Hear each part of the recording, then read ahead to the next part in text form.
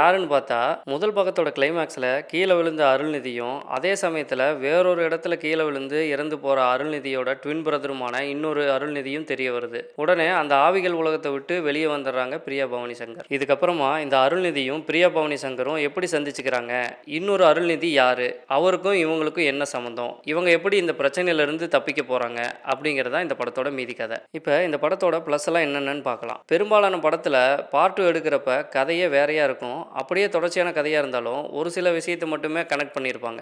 ஆனால் இந்த படத்தில் முதல் படத்தோட சீன்ஸை செகண்ட் பார்ட்டில் கொஞ்சமும் மிஸ் பண்ணாமல் கனெக்ட் பண்ணியிருக்காங்க. அது உண்மையாகவே வேறு லெவலாக இருந்தது. அது மட்டும் இல்லாமல் முதல் பாகத்துலேயும் இந்த பார்ட்லேயும் தொடர்ச்சியாக இறப்புக்கான காரணம் என்ன அப்படிங்கிறத தேடி பிரியா பவானி சங்கர் ஒரு இன்வெஸ்டிகேஷன் பண்ணுவாங்க. அந்த சீன்ஸ் எல்லாம் ரொம்பவே இன்ட்ரெஸ்டிங்காக இருந்ததுன்னே சொல்லலாம். பொதுவாக மிஸ்ட்ரி அண்ட் ஃபேண்டசி சப்ஜெக்டில் லாஜிக் இருக்காதுன்னு சொல்லுவாங்க. பட் இதுக்கு தேவையான லாஜிக் எல்லாத்தையும் வச்சு நல்ல தரமான ஸ்க்ரீன் பிளே கொடுத்துருக்காரு டைரக்டர் அஜய் ஞானம்.